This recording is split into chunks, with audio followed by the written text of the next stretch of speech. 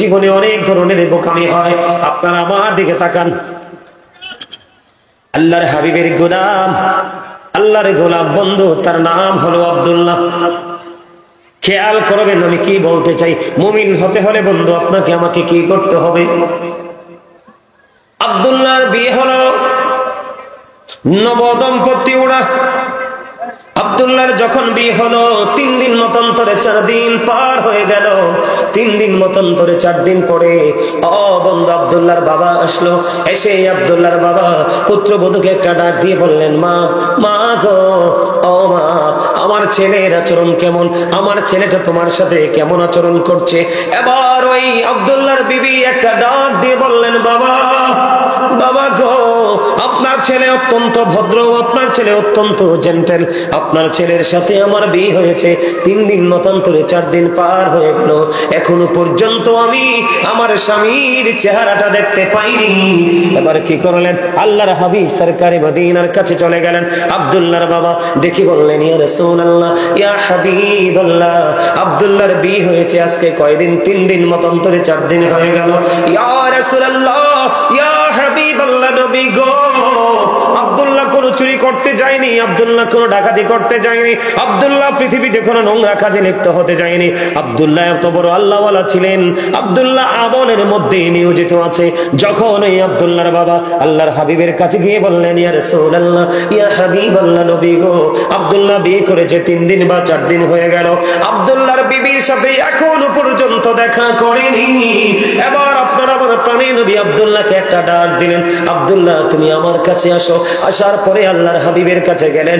আল্লাহর হাবিব এবার একটা ডাক দিয়ে বললেন, রে আব্দুল্লাহ, তোমার সাথে যার বিবাহ হয়েছে সে তোমার অর্ধাঙ্গিনী, সে তোমার সহধর্মিণী, সে তোমার জীবন সাথী।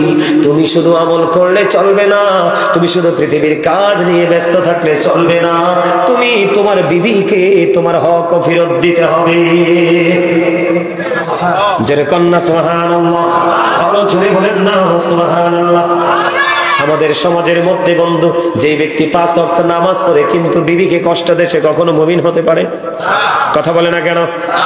আর জোরে বলেন, কখনো মুমিন হতে পারে? আমার বন্ধু, একজন মহিলা যত বড় বুজুর্গই হোক না কেন, সে যতই আমল করুক না কেন, স্বামীকে কষ্ট দেয়, সে কখনো কি মুমিন হতে পারে? বন্ধুরে আমার, আমি 2 দিক থেকে কথাটা বলবো। আমার দিকে তাকান, বাস্তবতা সম্পর্কে বলতে হবে। আমাদের সমাজের মধ্যে, আমাদের দেশের মধ্যে, বিশেষ করে আমরা মুসলমান হয়েছি নামে আমাদের মুসলমানিত্বকে আমরা যথাযথভাবে মূল্যায়ন করতে পারিনি।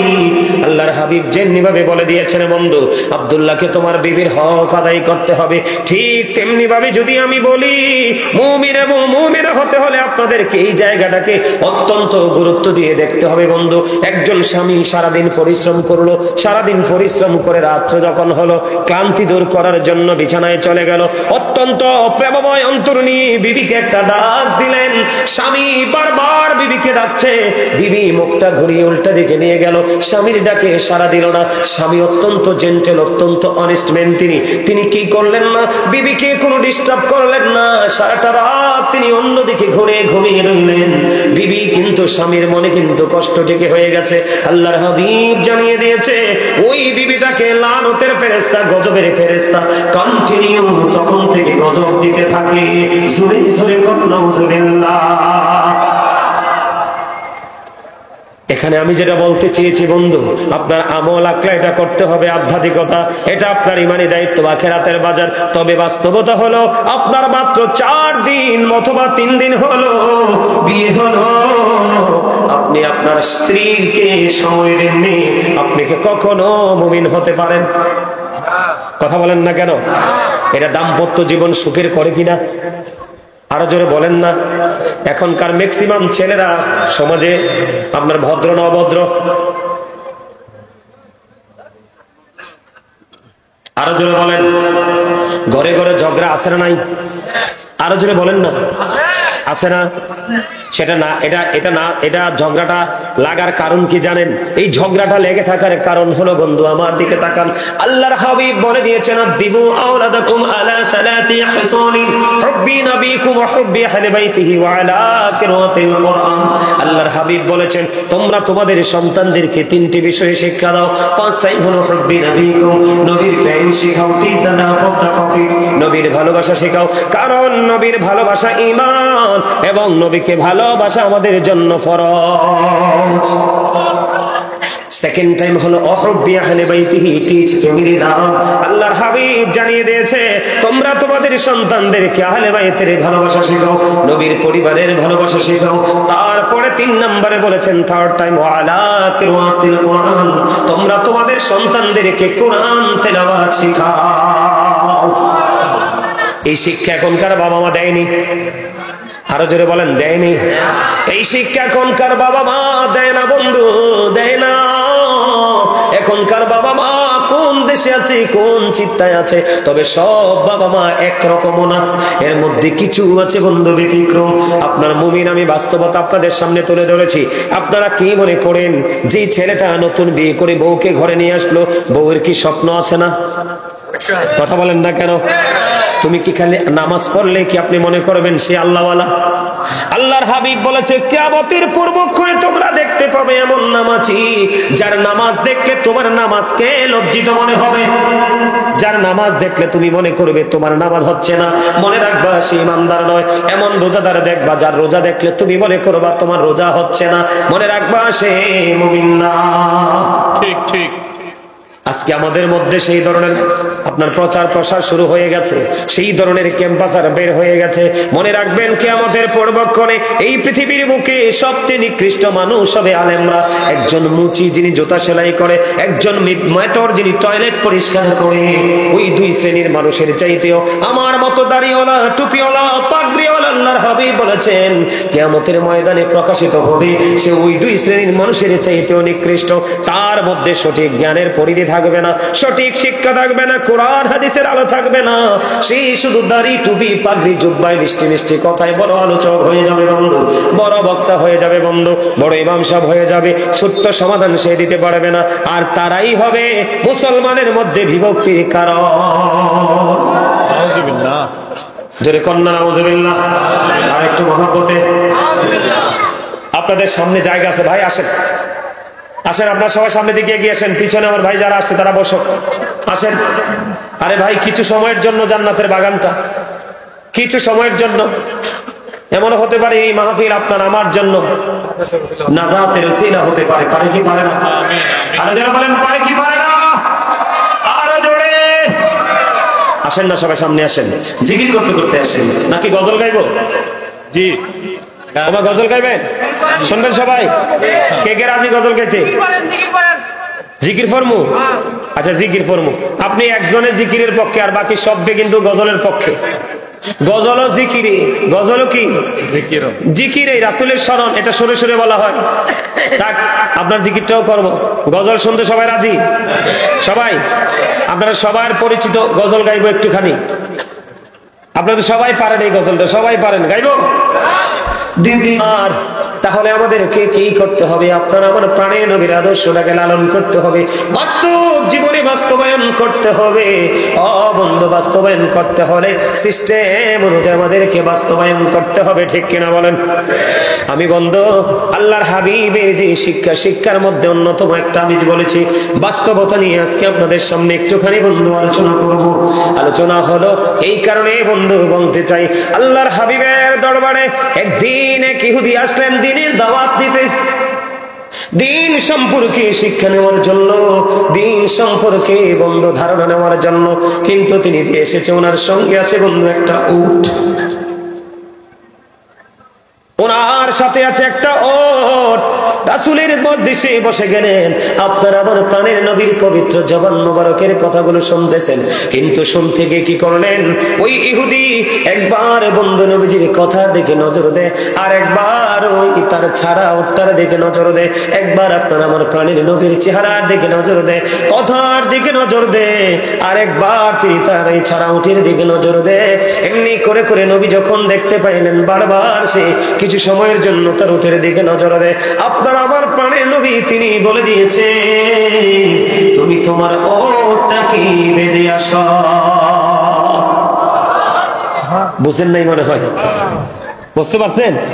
হ্যাঁ, এখানে বাস্তব কোনটা? ওই তৎকালীন সময়ে মরুচারীদের জন্য অনেক গুরুত্বপূর্ণ সম্পদ ছিল লাল উট। সুবহানাল্লাহ বলেন না কেন? আরে জোরে। আল্লাহর হাবিব বাস্তবতাকে দেখেন কেমন ভাবে মূল্যায়ন করেছে। আল্লাহর হাবিব বলেছেন, তুমি তোমার উটটাকে, তার মানে তুমি তোমার সম্পদকে সুরক্ষিত রেখে আসো, তারপরে তুমি এখান থেকে শিক্ষা নাও। জোরে জোরে বলুন আল্লাহু আকবার। আজকে আমি আপনাদেরকে ওইটার মতো বলতে চাই না, আমি আপনাদেরকে আজকে বলতে চাই, জীবনে কোনোদিন যখনই মসজিদে যাবেন, যখন কোনো মাহফিলে যাবেন, যখন কোনো শিক্ষা গুরুর সামনে যাবেন, আপনার বাস্তব পৃথিবীর সম্পদ আপনার বাঁচার জন্য লাগবে, এটা বাস্তবতা। বাঁচার জন্য আপনার অনেক উপকরণ লাগবে বন্ধু, এটা বাস্তবতা। কিন্তু আখিরাতের বাজারও আপনাকে করতে হবে, এটাও চিরন্তন সত্য, এটাও বন্ধু যেতে পারবেন না। এই জন্য বাস্তবতা হলো, যেই জিনিসটা আপনাকে বেশি পেরেশানি দেয়, যেই জিনিসটা আপনাকে বেশি বিচলিত করে ফেলে, যেই জিনিসটা আপনাকে আপনার মনোযোগকে হরণ করে নিয়ে যাওয়ার চেষ্টা করে, ওটাকে আপনি কন্ট্রোলিং এ রেখে তারপরে আপনার উপহারের বাজারে করতে আসবেন, তাহলে বাস্তব হলো পৃথিবীও ঠিক রাখা সম্ভব, ওই আপনার আখিরাতের বাজার করা সম্ভব। জোরে কন্যা সুবহানাল্লাহ, আরো জোরে বলেন না সুবহানাল্লাহ। বন্ধুরে আমার, আমি আপনাদেরকে বলবো, আপনারা সবাই অসাধারণ ভাবে গিয়েছেন, কিন্তু আমার এই ভাইটা একটু বেশি ভালো করে গিয়েছে। মারহাবা বলেন। এই শুধু কি আমি গাই, আর একটা বুট খায় এখনো। এই পকেটে ঢুকান, হাসেও তো আবার। আমি চেয়েছি আপনারা সবাই হাসেন, কারণ কি জানেন, আল্লাহর হাবিব বলেছে, গোমরামুখী মানুষ, গোমরাহী একটু ভার থাকা মানুষ অসুস্থ হয় বেশি। যেই মানুষটা হাসি খুশি ফ্রিলি মানুষের সাথে সুখ দুঃখ সবকিছু শেয়ার করতে জানে, শেয়ার করে, সেই মানুষটা বেশি বেশি সুস্থ থাকে। সুস্থ থাকার জন্য, সুস্থ মানসিকতার জন্য গুরুত্বপূর্ণ একটা ভূমিকায় থাকে হাসি খুশি জীবন। আরে ভাই, আমার কথা না তো, এটা কার কথা? আল্লাহর হাবিব সরকারে মদিনার কথা। সন্দেহ আছে কথায়? সন্দেহ আছে? সামনে আসেন, আরো সামনে আসেন, সুন্দর করে বসেন, আসেন আসেন। আপনারা পিছিয়ে থাকলে হইলো? আলেম মানুষ, আমি তো পারতাম না, নাহলে আপনাদের মতো এইভাবে আসাম মেরে নিচে বসে ওয়াজ করতাম, কিন্তু আসলে সম্ভব না, আমি কি কোনোভাবেই পারি না। আপনি দাঁড়াইয়া দেন 6 ঘন্টা পারবো, কিন্তু আসাম মেরে বসে আমাকে যদি আপনারা বলেন যে হুজুর একবারে সবচেয়ে বড় একটা পুরস্কার আপনাকে দিব, আমি বলবো আই এম রিয়েলি সরি। কথা বুঝতে পারছেন? এখানে অনেক ওলামাই কেরাম আছেন, আমার কাছে খুবই খুবই ভালো লাগছে। তবে আমি আরেকবার যে আসছিলাম, ওই সময় কিন্তু এত মানুষ আসেনি মাহফিলে। আপনারা ছিলেন না? এখানে ছিলেন? আপনি ছিলেন, আমি আপনাকে দেখে চিনতে পারছি, তাই না? আমি আরেকবার যে আসছিলাম, এত মানুষ কিন্তু ছিল না। আজকে আমার কাছে আরো বেশি ভালো লাগলো।